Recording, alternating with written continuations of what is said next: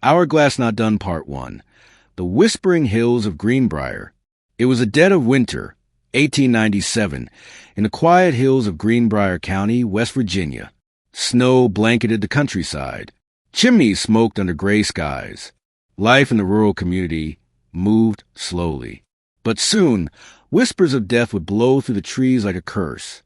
Zona Hester, a 23-year-old woman with kind eyes and a gentle spirit, had recently married a blacksmith named Edward Shue. No one knew much about him. He drifted into town months earlier, broad-shouldered and brooding. There was something about him that made people uneasy, though no one could quite say why. Zona's mother, Mary Jane Hester, had never trusted Edward. She felt it in her bones. And a mother's bones don't lie. Part 2. The Child Who Found Her. One morning in late January, Edward sent a local 11-year-old boy, Andy Jones, to the house. He told him, "Tell Zona I need her to run errands. If she doesn't answer, come back and tell me." It was an odd request. Why not go himself? The child trudged through the snow, his breath misting in the cold air. The door to the house creaked open under his hand. "Miss Zona," he called. No answer. And then he saw her. Zona's lifeless body lay at the foot of the stairs, arms folded across her chest, eyes wide open and staring. Her head was tilted at a terrible angle. Her neck twisted so unnaturally it seemed almost broken. Andy ran. He didn't stop running until he reached Edward's forge. Coffin Part 3. A Strange Funeral. Edward, upon hearing the boy's breathless account, rushed to the scene.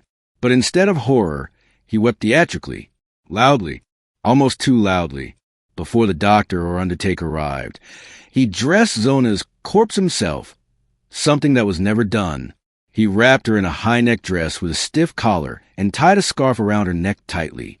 He cradled her head and shoulders during the entire funeral and didn't let anyone come near her. When the doctor tried to examine her, Edward snapped, "She's gone. Isn't that enough? Let her be." The death was quickly ruled as everlasting faint, an old term used when the cause was unclear. Just like that, Zona was buried, but not in peace. Iron Speech Bubble Part 4. The Dreams Begin. That's when Mary Jane began to dream. Or at least, that's what she said. 4 nights in a row, Zona came to her mother in visions. But these were not ordinary dreams. They felt real, cold, heavy. In the silence of the night, Zona would appear, glowing faintly, dressed in the same high-collared dress. Her voice echoed as if from a tunnel. "Mama, he killed me." Each night, the ghost revealed more. Edward had attacked her in a rage after she said she wanted to leave him. He grabbed her by the neck and snapped it with his bare hands.